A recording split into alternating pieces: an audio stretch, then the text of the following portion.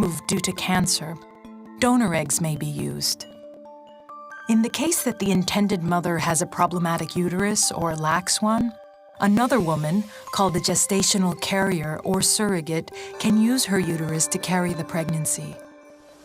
To increase the odds of success, which are as high as 40% for a woman younger than 35, doctors sometimes transfer multiple embryos at once, which is why IVF results in twins and triplets more often than natural pregnancies. However, most clinics seek to minimize the chances of multiple pregnancies, as they are riskier for mothers and babies. Millions of babies, like Louise Brown, have been born from IVF and have had normal, healthy lives. The long-term health consequences of ovarian stimulation with IVF medicines are less clear, though so far, IVF seems safe for women. Because of better genetic testing, delayed childbearing, increased accessibility, and diminishing costs, it's not inconceivable that artificial baby making via IVF and related techniques could outpace natural reproduction in years to come.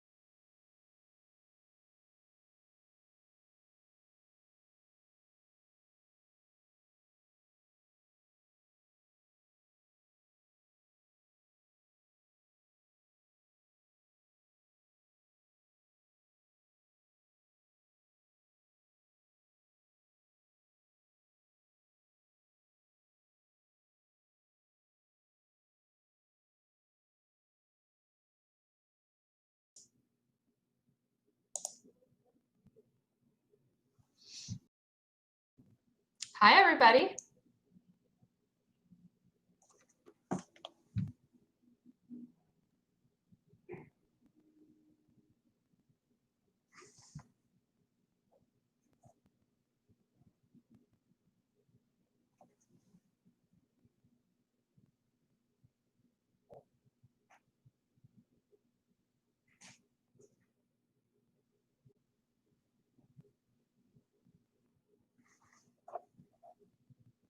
Single and gay fathers may have the most complex journey to parenthood of any group that shows up at a fertility clinic. The number of a party that need to be selected, coordinated, can be dizzying as the total cost. And joining forces today, we have Dr. Lawrence Ondermeyer from Colorado Center for Reproductive Medicine, Orange County, and Brian Klein from Flata Klein, a leading law firm located in San Diego. And before we get started on the topic, um, just this year, in March or April, we had Anderson Cooper, the CNN news anchor. During his Anderson 360, there's a very emotional clip I like to show you guys to see, how he feel about being a gay dad.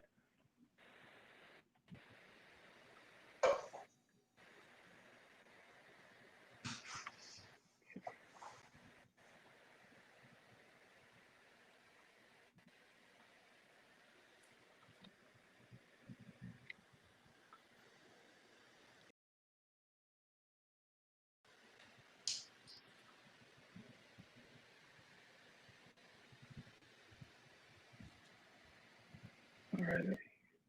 It's been a difficult time in all of our lives, and there are certainly many hard days ahead. It is, I think, especially important in these times of trouble to try to hold on to moments of joy and moments of happiness. Even as we mourn the loss of loved ones, we're also blessed with new life and new love. So I just wanted to take a moment and share with you some joyful news of my own. On Monday, I became a father. Never actually said that before out loud, and it still kind of astonishes me. I am a dad. I have a son, and I want you to meet him. This is Wyatt Cooper. He is 3 days old. He's named after my dad, who died when I was 10 years old. I hope I can be as good a dad as he was. My son's middle name is Morgan, which is a family name on my mom's side. I know my mom and dad liked the name Morgan because while I was going through her things recently, I found a list they'd made 52 years ago when they were trying to think of names for me. Morgan was on the list. So that's Wyatt Morgan Cooper, my son. He was 7.2 pounds at birth, and he is sweet and soft and healthy, and I am beyond happy. As a gay kid, I never thought it would be possible to have a child, and I'm so grateful for all those who paved the way and for the doctors and nurses and everyone involved in my son's birth. Most of all, I am eternally grateful to a remarkable surrogate who carried Wyatt, watched over him lovingly, tenderly, and gave birth to him. It's an extraordinary blessing which she and all surrogates give to families who can't have children. My surrogate has a beautiful family of her own, an amazingly supportive husband. I'm also so thankful for all the support that they have given Wyatt and me. And she has kids of her own, and I appreciate their support as well. My family is blessed to have this family in our lives. I do wish my mom and my dad and my brother Carter were alive to meet Wyatt, but I like to believe that they can see him. I imagine them all together, arms around each other, smiling and laughing and watching, looking down on us. Happy to know that their love is alive in me and in Wyatt, and that our family continues. New life and new love. Back with All right, that's a very emotional moment, when Anderson Cooper just had a newborn, and everybody knows Anderson Cooper is a gay dad, and he and his partner, through surrogacy and egg donation, produce such beautiful things. But to break gay surrogacy and egg donation into small processes, it takes a lot of effort, and we want to simplify the complexity. So today we're gathering today to explain medically, legally, and from a surrogacy and egg donation perspective, how the whole process going to go about. So how do we get started? Gay gay family building is a very as complicated as it sounds. Um, it Your first step for it requires the help of several special individuals. One is the egg donor because apparently you would need you have two sperms, two sides of sperm. You would need an egg and a gestational carrier or a surrogate to carry the embryo. And also, your journey will also need help from fertility doctors such as Lawrence Sondermeyer, um, us as agency to facilitate the match between you and the egg donor and a surrogate, and also reproductive attorney. There's a lot of legal jargon. There's a lot to understand whether you can do a lease parentage in your state, and also if your contract is enforceable in that particular state, and a whole support team of a mental health professional and a specialist as well as agencies is also very important. So for the general guideline for DAPS to be, the first, of course, you want to have a desire to build a family. The first step can be done easily at a fertility clinic such as CCRM Orange County. You're going to check your overall health, your sperm count, and also it's also very important whose sperm source to be used. It could be one of them, or you can do a twin for both of them. What are the pros and cons? Find an egg source. You can go through the egg bank for the frozen eggs, or you can find a egg donor for their fresh eggs. What are the pros and cons? And also from a relative, a known egg donor, or from anonymous sources. The treatment path is also for us to discuss today. It involves in vitro fertilization, embryo creation, and cryopreserved embryos.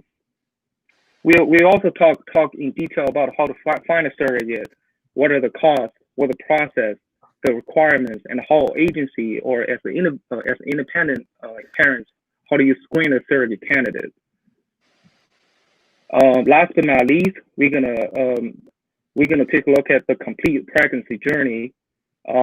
What are the legal concerns, finance, insurances, documentation, and other options other than surrogacy and IVF. Okay, without further ado, Dr. Laurie Sondermeyer, she's going to go into details about how to, from a medical perspective, what the process is like to get an egg donor and what kind of medical procedure and screening she will go through. Yes, so hi, thank you everybody for joining us today. I'm Dr. Lauren Sundheimer with CCRM Orange County. I am a fertility doctor, reproductive endocrinology, and fertility specialist, if you will, and happy to talk to you about this important topic. So kind of what do we look for an egg donor? What is the process like? To start off, we want a woman who is generally in her 20s. Usually it's a woman who's around 21 to 30 or so. Sometimes you can go a little bit outside of this range, but generally somebody in their 20s who is young, healthy, and in the peak of her fertility. As far as what to look for in an egg donor, you want to find somebody who, again, is young and healthy, and the rest is kind of a personal preference. So you want to look for preferences to you that are important, such as, maybe how they look or what their ethnicity is, what their interests are, or maybe their skill sets. A lot of people are interested in education level or maybe SAT scores. And family history is another important thing. If you want somebody who is an egg donor to resemble you physically, outwardly, as also genetically, maybe in terms of the genetic conditions they may or may not be at risk for. And then you can have either a known or an anonymous donor. So if you go through egg banks, those are usually anonymous donors. A known or directed donor can be somebody who you know personally, and they are willing to donate their eggs to you for use. And they both go through the same kind of screening process, but the restrictions are a little bit different if it's somebody that you know, and there's different protocols that we go through, but you would still need legal contracts in place and still have to have the same screening process. So we'll touch on that in a bit. The other thing to consider is if you want to use fresh or frozen donor eggs. So you can use a fresh donor, meaning that a woman goes through an egg donation cycle from the beginning, and those donated eggs go all to you. If a woman has gone through the cycle before and has donated her eggs to an egg bank, then you can purchase pre-frozen eggs that have already been relegated to be donated. So you usually don't get as many eggs, but you already have them and they've already gone through the process and the screening, and so it's a little bit quicker path. As far as the screening process goes, as I mentioned, we want to have a woman who's in good health. And so that means that she would fill out a questionnaire that's a very detailed questionnaire from the FDA, going through a variety of different topics. We would also perform a physical exam, which is something that I would do. We would perform laboratory tests and genetic screening tests to make sure that she's not at risk or a carrier for any certain genetic conditions that can be passed on. And we would also then want to know that information about you as well, or whoever the sperm source would be, to make sure that we can optimize the genetic health of the future child. Of course, we want to do fertility testing to make sure that she's a good candidate and she's likely to respond well to the medications to grow her eggs. Again, the family history, making sure that we know what kind of conditions she's at risk for down the road so we can pass that on to you. Also, we will evaluate her lifestyle and any sort of habits she has. We want to make sure that she's not a drug user or have anything that would put her at risk for any sort of communicable diseases. And then there's also psychological screening that's required for what's called third-party reproduction. So that's for if you're using any sort of donor or a gestational carrier. It's required to make sure that everyone is in sound mind and is able to move forward. So essentially, once all of the screening is complete and the woman is considered to be eligible to donate her eggs, then we're able to move forward. But of course, you have to have a legal contracts in place prior to this. So that's what we'll talk about in a little bit, but that is kind of the next step. As far as a woman when she's ready to undergo her treatment cycle, after she's cleared to proceed, we often wait until her period comes, or if she's been placed on kind of a preparation phase, then we can get started a little bit sooner. But she undergoes treatment where she takes daily injections of hormones to grow the eggs inside of her ovaries. And so this process takes about 10 to 12 days or so of her doing daily shots to grow her eggs. We're monitoring her during this time with blood work and ultrasound to make sure that she's responding appropriately. And then once she looks like she's ready, she has a small surgical procedure called the egg retrieval. And that's where we remove all of the eggs from her body and it goes into the IVF lab. So once the eggs have been removed, they're able to be fertilized. And so at this point, then we would inject a single sperm into each of the eggs. And so that optimizes the chance of fertilization to occur. The sperm source does need to be determined prior to this all happening because the sperm also has to go, or the sperm source, whoever it may have to also go through the screening process. And it may depend on the timing, may have to be repeated depending on when this is actually done. So we want to make sure that the sperm source is also healthy and eligible. If both partners want to use their sperm to fertilize the eggs, then that is possible. We don't do sperm mixing for the most part, though it may depend on the clinic, but I would say the vast majority do not. But what you could do is you could say, I want 50% of the eggs fertilized with partner sperm A and for 50% with partner sperm B. So any percentage thereof can also be done, and that's the way that you can both have genetic material passed along. And then, as I said, you still have to go through the whole screening process. You would also have to fill out the questionnaire, undergo laboratory testing, and have a physical exam prior to actually going through with the fertilization. The nice feature about doing this is that we can do what's called pre-implantation genetic testing. And so this is where we're able to look at the genetic health of an embryo. So once an egg is fertilized, it then grows for about a week or so, and it's called an embryo at that point. The embryo can then have its genetic health determined by looking at the chromosomes. So we want to make sure that there's the appropriate number of chromosomes from each embryo, because we know that the embryos that don't have the right number of chromosomes are increased rates for miscarriage or for not resulting in a pregnancy. So we're able to do this testing to optimize the chance of having a healthy embryo to put back into the gestational carrier to make sure that we're optimizing the chance of pregnancy. This isn't required, but it is something that is helpful and is something that we can get a lot of information from. We can also know the gender if that's something that you're interested in. So it is a feature of that testing. And like I said, it just helps us really know what embryo to put back first, especially if there's multiple embryos to choose from. We want to make sure we're putting back the healthiest ones first. So I think I'm going to turn it over back to Vi now.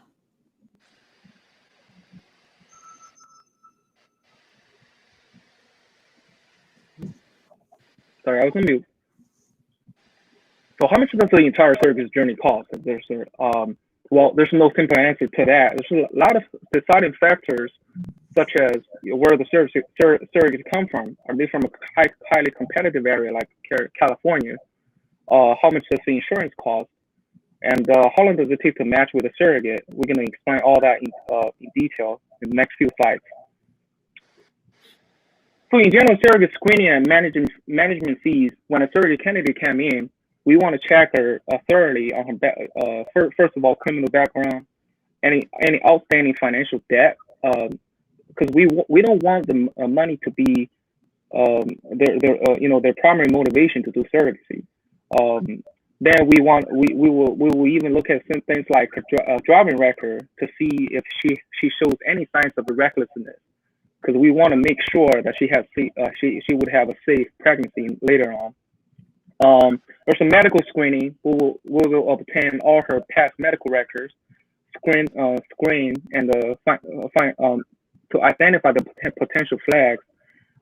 American Society for Reproductive Medicine have a guideline that serve as a really good screening guideline for us. And legal fee, which Brian will explain later on, cost general somewhere around $10,000, which include the initial draft of a gestational carrier contract, and also the review attorney that needs to be paid for the surrogate side, and also the PBO and the review that would cost about $5,000, which is already included in this 10K. Surrogate benefit package include their base compensation. It could range from nowadays from 30,000 all the way to, if it's a repeated surrogate, they might ask for more, 50, 60. Their monthly miscellaneous allowance to reimbursement for the gas mileage travel to and back from the clinic. Their maternity clothing allowance. Once they get pregnant, they need a special design of maternity clothing, and also about different other stuff. Each agency offers surrogate benefit package differently, but in the long term, it's about a 30 all the way to 67K, depends on their experience and their locations. Surrogate insurance fee is this is a tricky part, because this year I think for this year is a challenging year, but also it makes it easy for surrogates to get the insurance under the Open Enrollment or Affordable Care Act together. But normally the open enrollment window is only from November 1st to December 15th. In the state of California, normally they will extend it a bit to January or February. But once you miss that window, you might have to get a specialty insurance from companies like Lloyd's of London or Universal Family that could significantly increase the cost of surrogacy journey. So surrogate screening and the matching process, I already explained a little bit. We will do background medical screening on the surrogate side at the beginning. But in terms of the whole entire matching process, of course, you can go online. For any agency, they would have a profile pool, and for us, I'm going to do a quick call to action here. If you go to your screen now, you can click the link that will lead you to our profile page. Of course, you're going to have to sign up, and we're going to vet. There's a little vetting process for us to make sure that you have the good intention.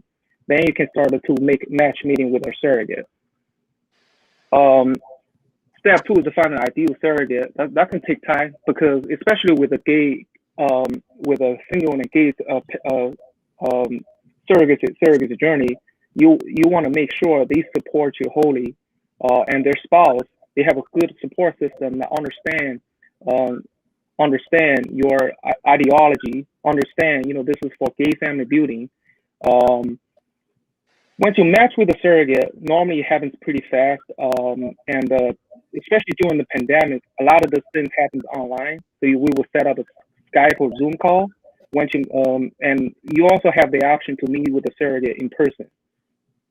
And the next step is once you are matched, the surrogate she's going to go through intensive medical and psychological screening. Depends on where your fertility doctor is. She would have to travel to the IVF clinic to check on her uterus and other benchmark blood work. Legal process takes anywhere from 2 to 6 weeks. It could be a little bit sooner. Um, Brian later on will explain the legal process in detail later on. I like to reiterate. So pretty much, briefly, it consists of a surrogacy contract, the review, and also the pre-birth court order here in California. But in some other states, it's not. You might have to do a post-birth adoption. So it depends on the state. In California, it's been the most liberal, and it's a very LGBTQ plus friendly. And step six is after the candidate graduates from IVF. We use the term graduation, meaning her first 10 weeks will be closely monitored by IVF and the partnering monitoring clinics. The step 7, of course, then you would have after you get all this down, you would especially your legal paperwork. Then Brian, like I say, he's going to explain detail. Chances are pretty rare for both sides to have a genetic connection with the child, unless you choose to do a twin. So both have the genetic connection to each party. But how does the unrelated part establish parentage through the legal process? So Brian will explain that to you in detail in the next few slides. Gestational carrier embryo transfer. So once the surrogate is declared to proceed, she'll take a medication to prepare her uterus. And doctor would put on a frozen embryo transfer calendar, and that would say what kind of medication at those stage and at what interval she's going to take her medication, and she will be closely monitored with blood work and ultrasound for the first 10 weeks at the IVF center.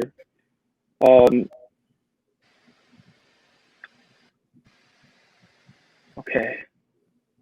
So selecting the gestational carrier. So it's very we already go through that screening process. So I'm going to skip this slide. Okay. So how long does the IVF process take for gay men? So doctor, can you jump into? Of course. Yeah. So the short answer is that it kind of depends. So there are a lot of factors that need to happen for everything to go correctly. So we need to get all the screening collected. We need to review any sort of medical records and the blood work, etc. So there's a variable amount of time for each step. So in general, the fixed amount of times are when we're actually doing treatment. So I can speak to those. So the egg donor cycle typically takes about 2 to 4 weeks. So once she's been cleared and once she starts her shots, the shots do take about 2 weeks or so. Sometimes there's a preparation phase that can be a little bit longer before. So that's where maybe a total of 4 weeks comes in. And then after the eggs have been removed, they're fertilized, and there's then about a week of embryo growth. And so then after that, we can do the embryo biopsy to do the genetic testing of the embryo. And then the results of that take about 2 to 3 weeks to come back. The actual treatment cycle for a gestational carrier. Again, this is all dependent on all of the medical and psychological screening being completed. In addition, for a gestational carrier, I don't think it was mentioned earlier, but we want to make sure that her records are reviewed and that she doesn't have any complications from her previous deliveries. We also want to make sure that the inside of her uterus, or the cavity of the uterus where the embryo is going to go, looks like there's no abnormalities, and it looks like it'll be a good home for the embryo. So all of that can take place in the preparation phase. And then once the gestational carrier or the surrogate starts her medication to prepare the lining of the uterus, that usually takes about 2 weeks or so. And then the embryo is put back usually 6 days after the start of progesterone shots, which starts the clock for the embryo transfer. And then usually the pregnancy test is about 2 or so weeks after the embryo transfer.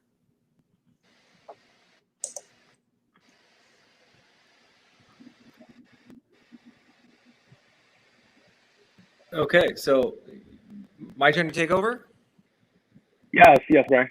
All right, wonderful. So Hey everybody, I am Brian Klein. I am a partner and attorney at Fullett & Klein, and we focus exclusively on assisting intended parents and gestational carriers and egg donors with the legal aspects of third-party assisted reproductive contracts.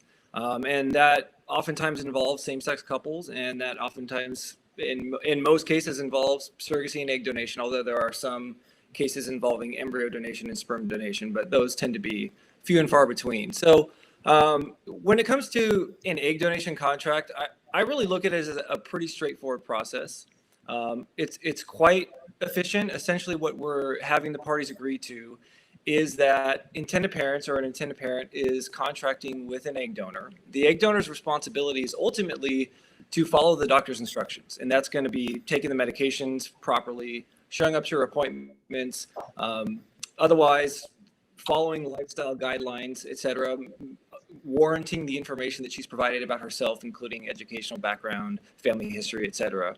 And then she goes forward with the participation of the retrieval. And in exchange for that, she's going to be compensated in some amount that's established during the match phase.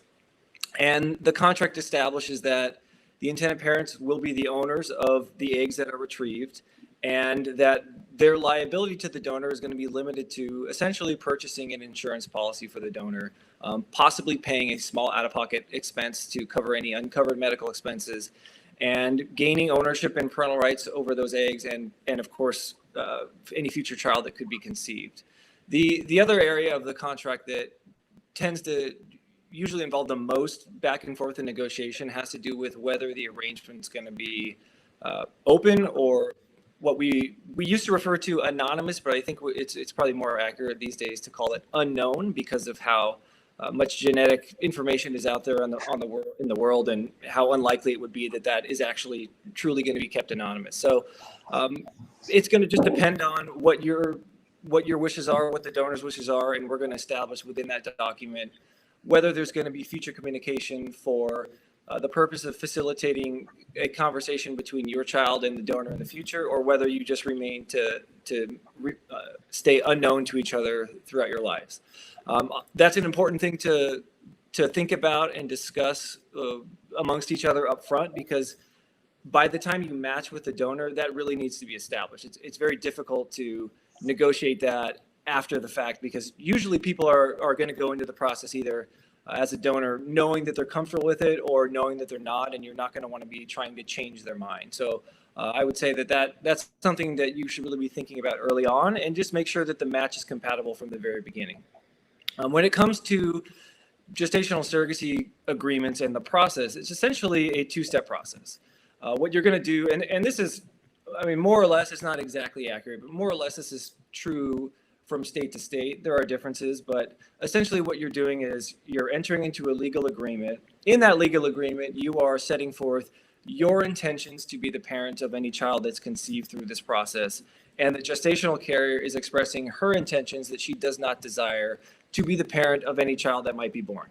And beyond that, of course, there's going to be all sorts of other important aspects to the contract, dealing with compensation, insurance coverage for you and the child, conduct restrictions relating to both the intended parents and the gestational carrier, establishment of a trust account or an escrow account.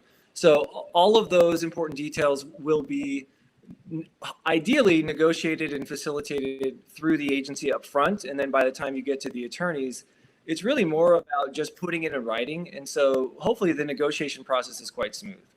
And then once you have the legal contract in place, our office would send the fertility doctor's office a letter indicating that legally everything's permitted to move forward, and they're going to move forward with the embryo transfer. And then once your gestational carrier is pregnant, we are going to start working on the second step, which is establishing parental rights through the court. And what that looks like in California is a pre-birth order. So we are asking a judge to ultimately review the case. And we explain to the judge that, hey, we put it special. This pregnancy was the result of a gestational carrier arrangement. And so the judge really just wants proof that, number one, everything was done legally, and number two, that the pregnancy that the gestational carrier is carrying was actually conceived through an embryo transfer. She didn't get pregnant on her own, and so they're not trying to subvert the adoption process or something like that. And so once that's established through the written testimony of the attorneys, the doctor, and the intended parents and the gestational carrier, the court will enter the order. That order will then be recognition of the state that the intended parents are the legal parents. And so once that document is in place, you go to the hospital, they will recognize your parental rights. They will you like anybody else that's having a baby. So that means they're going to let you make medical decisions. They're going to allow you to take custody of the child, and they're going to allow you to fill out the birth certificate as you so choose. And so when it comes to California, that process is quite simple when it comes to same-sex couples, because it doesn't matter whether you're single, it doesn't matter whether you're married, it doesn't matter whether you use one partner's sperm, both partners' sperm, or you use a sperm donor. The parental rights in the state of California are on the basis of your intentions, not on the basis of any of those other factors. So when I say where you reside matters, it matters really where the gestational carrier is going to be. And then also, if you're not in the United States, that adds layers of complications that we don't need to really get into. But ultimately, what's important to understand is that if your gestational carrier is going to give birth in a state that is not friendly to same-sex couples, it doesn't mean that you can't do it. It just may mean that the process is going to be a little bit different. So, for example, in some states, you may have to get a birth certificate that indicates that the one father is the legal parent, and then they will have to go through a step-parent adoption in the future. And so you just have to plan to speak with an attorney up front to figure out what laws are in place within that state and whether those laws are going to be suitable for your circumstances. So it's not to say that any state is necessarily in the end superior, but it does affect cost and the time frame, and certainly if you are not a U.S. citizen, it can affect whether you could even consider working within that state. So, and when you get into these other states, you have to start caring about marital status and genetic connection.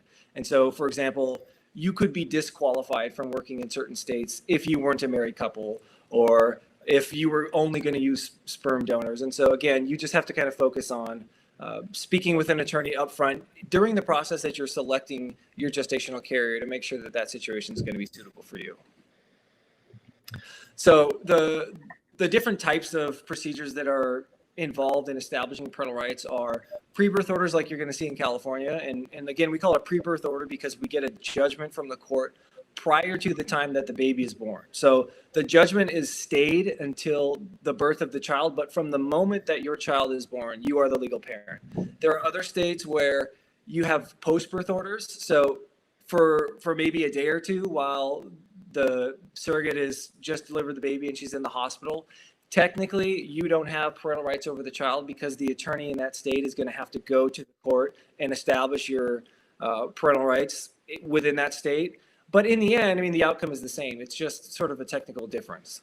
And then there are other states where, like I said, maybe if you're not a married couple, or maybe if you don't have the genetic connection, you would have to go through a second proceeding, which is where you would get a step-parent adoption completed, and that step-parent adoption would ultimately put your name on the birth certificate. And then another thing to consider is that in some states, particularly as a same-sex couple, this is important, that if the procedure doesn't result in you having a judgment of parentage, then you may want to go think about whether that's a suitable situation, because not every state from state to state is going to recognize you as the legal parent just based on a birth certificate. It's really helpful in the United States to have a judgment that declares that you are the legal parent, because, for example, you might be the parent in a state like California, but without that judgment, a state in the middle of the country may not recognize your parental rights, and ultimately that can be of significant consequence to you. So again, having that conversation with your attorney can help work those issues out. So again, I mean, what it comes down to is, I wouldn't say you should close yourself off to gestational carers throughout the United States. You're just going to have to find the candidates that you like and then have a conversation with your attorney to make sure that your marital status, the location, and the genetic connection are going to be suitable for your circumstances. So the benefit of California is that we have a unique law, and it's the only law like this, as far as I'm aware of, in the United States, which says that if one thing takes place in California, which is the embryo transfer procedure, then we have jurisdiction over your case. And so that means if you work with a California doctor, you can reside in any state, you can reside outside the United States, your gestational carrier can reside in a different state. And we may have the flexibility of using California law to establish your parental rights because of the fact that the embryo transfer took place here. And so that is part of the reason why California has such a robust network of surrogacy, third-party assisted reproduction professionals, is because there's so much activity here based on how favorable the laws are. And so whether you find a surrogate in California, it can be a big advantage to you to work with a California doctor, because then you can consider the possibility of using California law to protect your parental rights and just taking that judgment and getting it recognized in another state. And again, this is a state-by-state basis, but we do this in a lot of the states that we work in, and it's quite a smooth process. So I think that's it for me.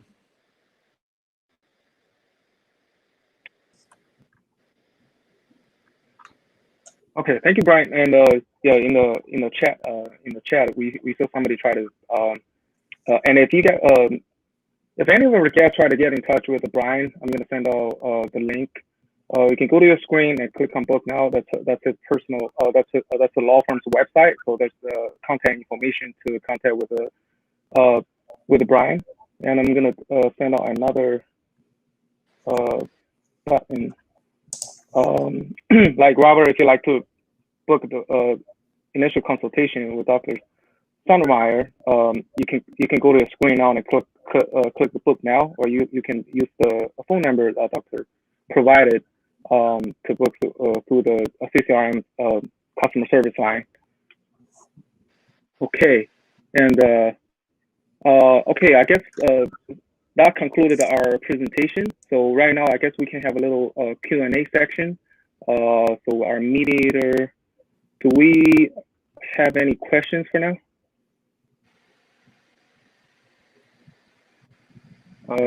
Okay, so Brian, I guess somebody was asking a legal question. So I'm in Louisiana. Surrogacy is illegal in the state. Can I turn to another state like California to do the surrogacy? The question was, I'm in Louisiana. The surrogate is illegally in the United States. Mm-hmm. Yeah, it's illegal in the state, in the in the Louisiana. I don't know. Yeah. Right. So yeah, that's correct. So if you are an intended parent and you're residing in a state where surrogacy is not friendly, it's okay. It doesn't matter. I mean, ultimately what matters is where the gestational carrier is going to deliver the child. So if that state is surrogacy friendly, then you're going to get a birth certificate generated from that state, and then you can go back home and you will be recognized as a legal parent. What is illegal in Louisiana is facilitating a surrogacy arrangement within that state. So having a gestational carrier deliver the baby in Louisiana would be illegal. Okay. And let me see. Awesome. Hopefully that answered the question. The guest name is Amber. Okay. Yeah, hopefully Brian answered your question, but if you have a further question, feel free to get in touch with her, the legal firm. And there's another one. I think this one is for, what's the relationship between the intended parents and gestational carrier during and after the pregnancy? And also for Brian, I think that since Amber did a follow-up, she was asking, so the state law cannot stop me from using surrogacy in other states? Well, on the spot, I could look at the statute, but as far as I know, no. I mean, maybe it's drafted broadly enough, but I don't want to attempt to give bad legal advice live without having the chance to look at the statute. But my recollection of Louisiana would be that you would not be permitted to facilitate the arrangement within the state. But the fact that you reside there wouldn't prevent you from using, for example, California law, facilitating a surrogacy arrangement in California, having your parental rights established within that state, and then moving back home with a child that was conceived there. So I would say, without having had the chance to look at it, because I don't practice law in Louisiana, I would have to double check, but I'm pretty confident in that answer. And then when it comes to the maintaining or establishment of the relationship with your gestational carrier before and after the pregnancy. Of course, the contract's going to establish that there are minimum requirements of what updates are necessary and what she has to tell you.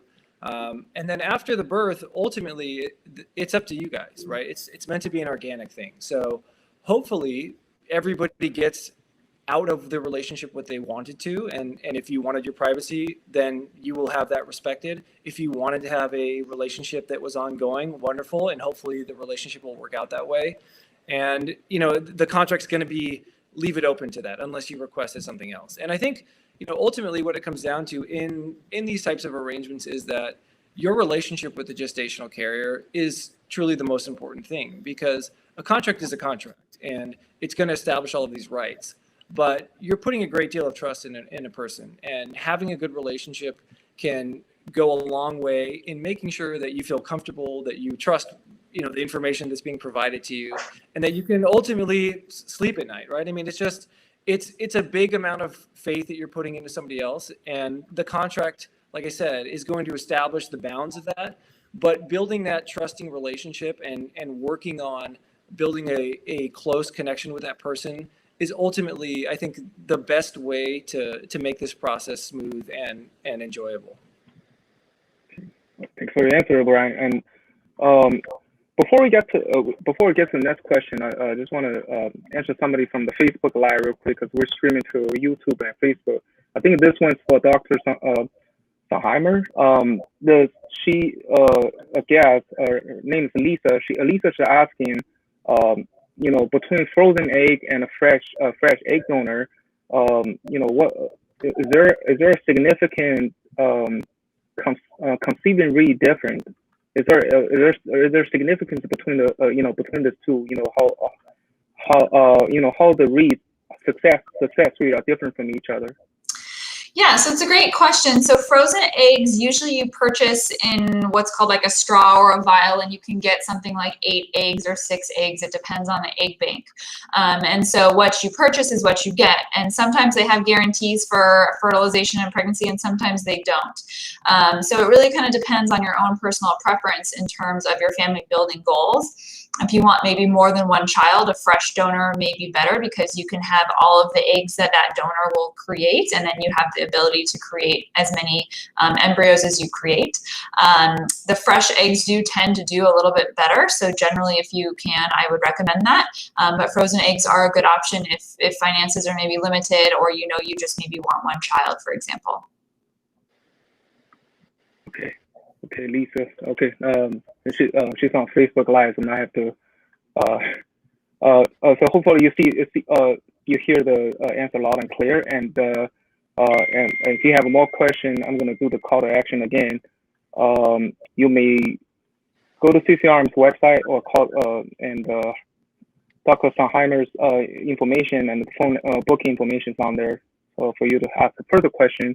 Let's see, what's the next question? And okay, so I guess this is related to hepatitis B. So, Dr. Sonheimer, can a hepatitis B be inherited by the baby? So hepatitis can be transmitted, what's called vertical transmission, through pregnancy. So hepatitis is one of the tests that we would check for in the egg donor and the gestational carrier and the sperm donor to make sure that there was no risk of transmission. If you're known to already have hepatitis, then we do treat the materials a little bit differently. And so we would want to make sure to count the viral load, or how much virus of hepatitis you have in the blood, to kind of know what the risk is. So it's something that's kind of individualized. We would talk about it, and depending on if you already know that you have hepatitis or if it's a new diagnosis, we would talk to a specialist and make sure that we were taking all the appropriate precautions. Okay. And the next one I think is pertains to legal. So does the surrogacy contract spell out various scenarios in regard to health complications affecting surrogate or baby, and then dictate who's the ultimate decision maker in each scenario, intended parents versus surrogate? Yeah, so absolutely. The contracts generally, I guess to make this simple, the contract generally is going to say that a gestational carrier is ultimately going to have the say over decisions that affect her health. And so that would mean that if she had to choose between the health of herself and the child, she comes first because she's the live body. And that is across the board. I've never seen a contract drafted any differently. If the medical decision affects the health of the child, then the intended parent's generally going to have a say over that, unless that conflicts with the first principle, which is that it also affects the health of the gestational carrier. Now, obviously, each scenario could be different. So you could get into minutia there, but that's, I think, a general answer to that question. Okay. And let's see next. And Ricardo's asking, how much is the cost of doing IVF in CCRM? So the cost, it varies depending on if you're going to be using a gestational carrier or not. But a rough estimate is maybe about $20,000. But that doesn't include the cost of medications and the egg donor fees or surrogacy fees and various things like that. So if you come in, we have a more one-on-one visit, I can go through some of the details because it does kind of depend on a case-by-case basis. All right. And another question is there any sort of health check for determining whose sperm, mine or my partner's, would be more suitable for surrogacy? So that's a great question. We can do a semen analysis to check and look at the sperm. So we do that, and each partner can do a semen analysis, and we can compare and look to see which sperm looks better. But really, it's a personal choice. We have great technology where even if there's low numbers of sperm, or if the sperm aren't moving very well or swimming very well, we can still take one sperm at a time and put them into the egg. So if generally speaking things look okay, the numbers are just low for whatever reason, we can still use either partner sperm, but a semen analysis is always the first step in evaluation of the sperm. Okay, the next question is, can we use 2 sperms at one embryo transfer? So only one sperm at a time will be used to fertilize the egg. At least at our center, we don't do sperm mixing. So I believe that's the case at most centers, but you can have certain numbers of eggs fertilized with a designated sperm source.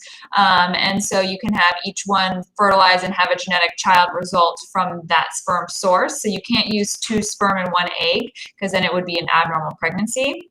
But you can create multiple embryos from different sperm sources, if that makes sense.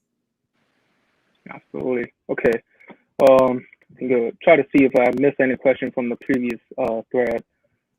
How should I look? What's the relationship between intended parents and gestational carrier during and after the pregnancy? Well, there's no simple answer to that. Normally, when the intended parents or the surrogate fill out their respective applications, we would ask them what type of relationship they want to foster during after the pregnancy. So I guess it's not kind of an answer, but it's up to the carrier and the intended parents. Of course, they're going to go through the psychological evaluation and support meetings. They will consult with a professional. In our cases, they will consult with a professional. And if ideologically they have a significant difference, they're simply not even going to match in the first place. So yeah. And the next question is, I heard there's a technique that allows people to use their skin cell to convert into productive cell. It's the technology available now. It is not. So it is still considered very experimental and investigational. We haven't had any pregnancies result from that, and there's no data that I know of it being successful as of yet. I know it's something that has been studied or is being studied, but it's not currently available for widespread use. Another question from the same guest asking about the hepatitis B, and he's asking, what should a hepatitis B do to have a baby? So people with hepatitis can have a baby, and usually it depends on, again, your viral load. So that's kind of one of the risk factors for how to transmit the disease.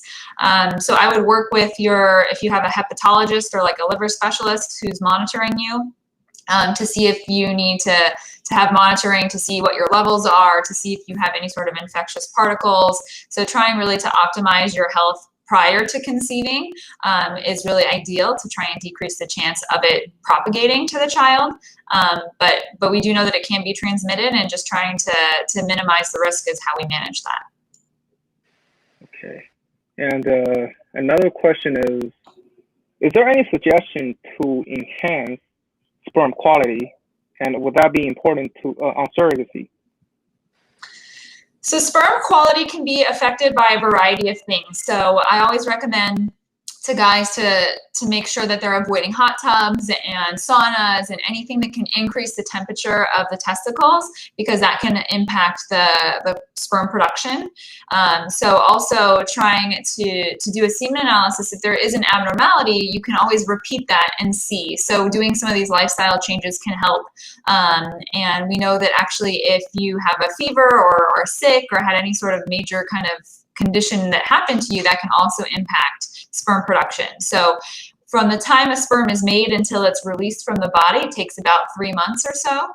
So you may want to try and do some lifestyle modifications to make sure you're avoiding these increased temperatures and things like that, and then repeat a semen analysis to see if that helps. All right. And this question is more generic, it's sort of vague, but guest is asking, what's the most advanced technique for now? So I don't know if you need more information, Doc, or you can, how do you go about and answer this question? What's the most advanced technique? So from a fertility perspective, the most advanced technique that we have is in vitro fertilization with the pre-implantation genetic testing. So that's doing the IVF process and doing the genetic testing on the embryo to get the best embryo to then transfer to the gestational carrier or to the woman, whoever it may be, to really optimize the techniques that we have, is to have the healthiest genetically normal embryo to put back. All right. Let's see. Okay, I think that concludes our FAQ section. And thank you so much, guys, for participating in this live session. And before we let everybody go, another call to action, since in our poster promotion we promise to 50% off Dr. Sandheimer's first initial consultation. We talk a free legal consultation with Brian, and also a 20% off, a chance to get a 20% off your surrogacy agency fee. So if you go to the screen right now, the center of your screen, and click on the button to enter your email, you will be entering the sweepstakes to thanks for y'all participation, and this is your chance to win, to lower your surrogate egg donation journey fee significantly. So all right.